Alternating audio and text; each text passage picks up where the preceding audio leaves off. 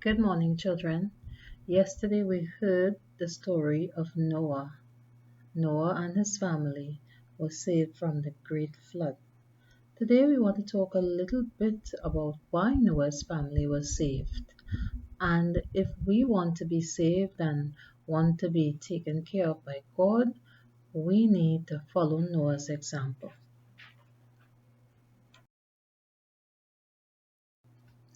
Now, Noah was chosen by God because he was obedient. Now, the word obedient means listening and doing what is asked of you. If your mommy or your daddy asks you to do something and you don't do it, you are being disobedient. If they ask you to take up your toys and put them away and you do it, you are being obedient. When God asked Noah to build the ark, Noah didn't say no, he didn't say just now or later. He went right ahead and he did it. So God was pleased with Noah because whenever he asked him to do something, he did it. And Noah's entire family was like that. His sons and his wife and his sons' wives were all obedient, and that's why all of them were saved from dying in the flood because they were obedient. You see, you need to practice to be obedient. You can't be obedient one time and do what is asked of you one time. You have to do it all the time. You have to practice being obedient. Just like Noah, when his children were growing up, he taught them how to listen to their parents. And your parents do the same thing for you. They teach you how to listen and how to be obedient. And this is what you have to do. You have to be obedient and you have to follow and listen if you want God to take care of you and to keep you safe. We need to be obedient to our parents because God has given us our parents to take care of us. So we have to listen to them. And also, when you get to school, you will see lots of teachers. Sometimes you may have aunties and uncles who help you out and tell you what's the right thing to do. You need to be obedient as well. Yes, children, so we are looking here at examples of obedience. Remember, obedience being doing what you are told right away instead of making excuses or not doing it at all. Now, here are some little boys who are being obedient. Now, the first little boy is sweeping the floor. His mommy asked him to help clean the living room, so he took up his broom and he's sweeping the floor.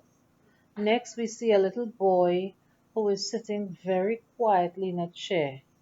He is waiting for his mommy. His mommy told him to sit in a chair while she's shopping, and he is waiting very patiently, listening to his mommy. Above him, you see a little boy doing all his schoolwork. Now, at this time, you are not at school, but your schoolwork is being sent to you.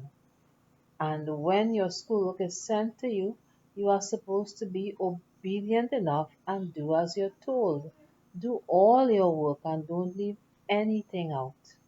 And when you are doing that, you are really following what God has told us to do, to be obedient, just like Noah.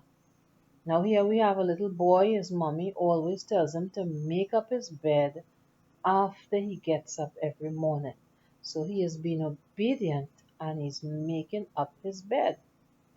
And in the last picture, we have a little boy who's helping mommy wash the dishes.